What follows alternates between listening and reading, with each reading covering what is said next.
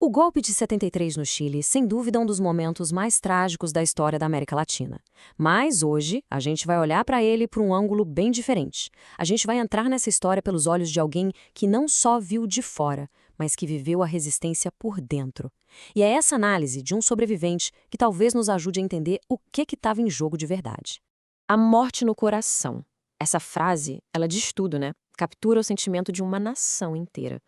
Para toda uma geração que sonhava com um futuro completamente diferente, o 11 de setembro de 1973 não foi só uma data, foi um ponto final. Um trauma que, com certeza, deixou uma marca para sempre. Então, a nossa fonte aqui é a perspectiva de Belucci Bellucci.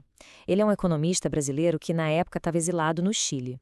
E olha, ele não foi um mero observador, não. Ele participou ativamente da resistência armada e sentiu na pele as consequências diretas do golpe. A história do Belucci é a seguinte: ele estava no sul do Chile e se juntou a um grupo de camponeses para resistir ao golpe. A trajetória dele é marcada por essa luta que depois levou à prisão, à tortura e, por fim, à deportação para a Argentina. É justamente por causa dessa experiência, dessa vivência, que a análise dele ganha uma força imensa. Ok, agora vamos mergulhar na análise em si.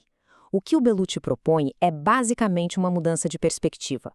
Ele defende que o jeito como a história do golpe chileno geralmente é contada acaba deixando de lado a questão central, o verdadeiro X da questão que estava em disputa ali. E aqui está o pulo do gato do argumento dele.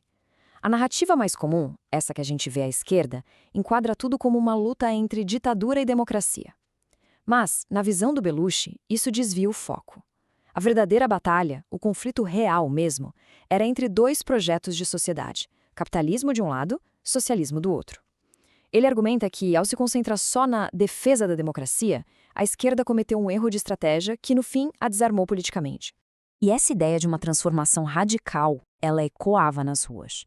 Tinha uma canção super popular na época do grupo Inti Illimani que já dizia tudo.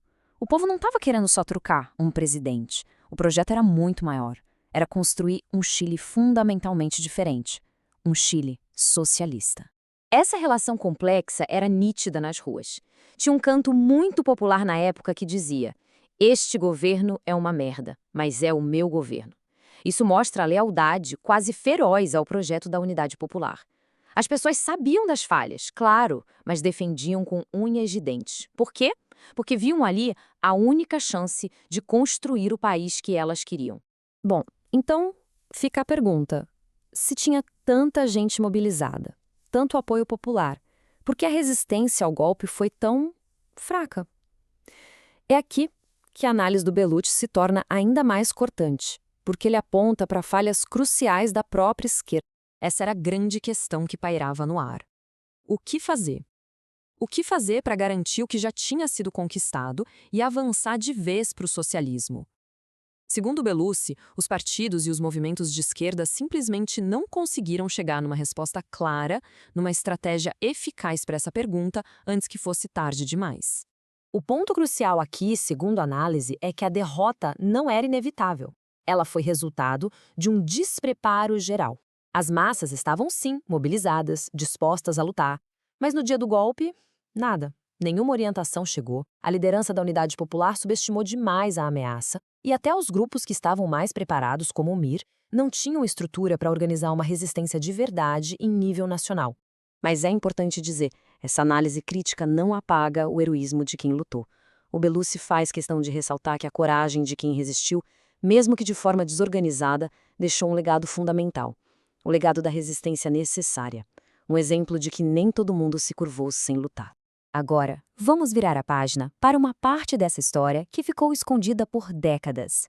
O golpe no Chile não foi só um evento interno. Ele teve a participação ativa e secreta da ditadura militar brasileira da época. 50 anos. Pensa nesse número.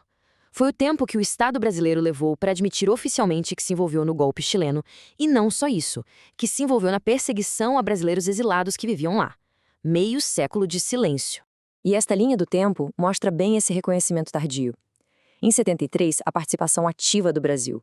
E só em 2023, 50 anos depois, vem um ato simbólico histórico. O governo brasileiro finalmente reconhece os fatos. E isso acontece no mesmo ano em que muitos dos exilados daquela época voltaram a Santiago, numa caravana para honrar a memória daquele período. Esse reconhecimento veio em forma de ações bem concretas. Por exemplo, foi instalada uma placa na Embaixada do Brasil em Santiago. E essa placa não só homenageia os brasileiros que foram vítimas do golpe, mas também reconhece o papel do próprio Estado brasileiro na repressão. É um ato de reparação histórica, mesmo que com 50 anos de atraso. E tudo isso nos traz de volta para os dias de hoje. Porque a análise do Belucci, projetando um cenário para 2026, argumenta que as lições de 1973 são mais relevantes do que nunca. É como se o mesmo dilema de 50 anos atrás estivesse se repetindo. O autor aponta que, mesmo décadas depois, a esquerda se vê presa na mesma armadilha. Ao se limitar a defender a democracia contra a ditadura, ela acaba perdendo de vista a disputa maior, a disputa por um projeto de sociedade, e fica numa posição só de defesa, sempre reativa. E essa é a pergunta final, a provocação que o texto deixa no ar. E ela ecoa diretamente dos eventos de 1973. Quando um adversário usa as próprias ferramentas da democracia para chegar ao poder, qual é o caminho? É defender as instituições que permitiram essa ascensão ou é lutar por uma transformação social mais profunda? É uma questão que definitivamente não tem resposta fácil e que continua a desafiar movimentos no mundo todo.